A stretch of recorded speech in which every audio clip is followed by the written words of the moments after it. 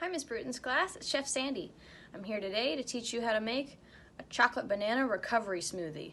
So this is a smoothie that you would have after you do a whole bunch of physical activity. So maybe a triathlon, but also you could have it after a bike ride or after you go swimming or running around with your siblings or your parents. This is also a great smoothie for adults or teens.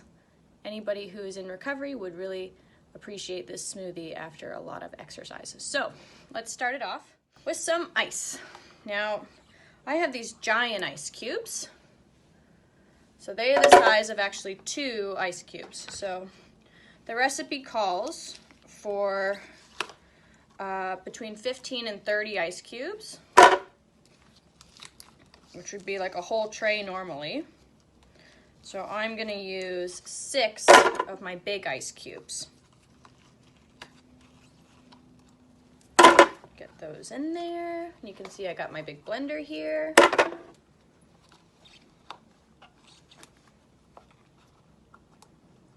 Here we go. Okay. 6 of my big ice cubes. I'm going to try that and then I'll add more if I need to. Okay. For this recipe, I'm also using cashew milk. Now, I'm using cashew milk because it is a good source of protein.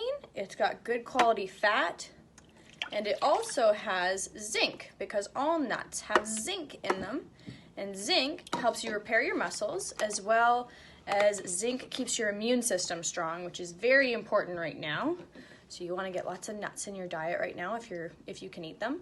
If you can't eat nuts and you're trying to get zinc in your diet, you should have seafood. Okay, so we're also going to add banana. So this recipe is enough for 2 big smoothies or 4 little smoothies. So if you want to just have 1 smoothie, cut the recipe in half.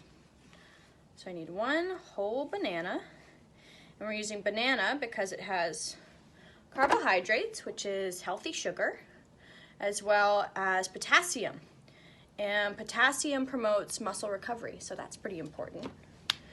We also need, got our cashew milk, our banana, our ice. We need some cocoa. So we're gonna do 4 tablespoons of cocoa.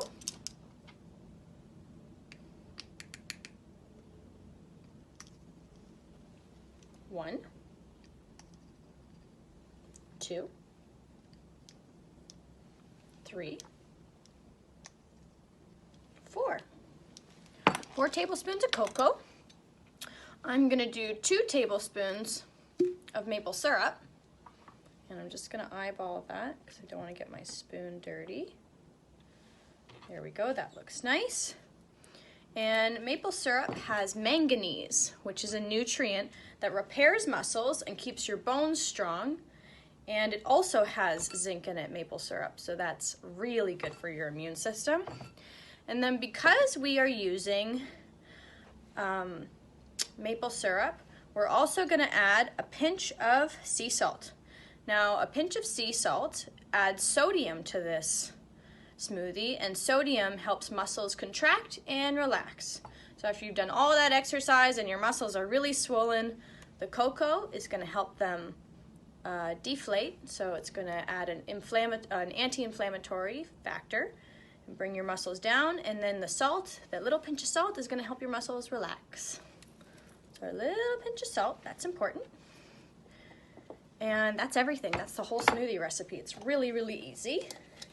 So I'm going to click my blender in. And if you've got any noise sensitivities, now is a good time to put your hands over your ears. Because 3, 2, 1, here's your smoothie, blending.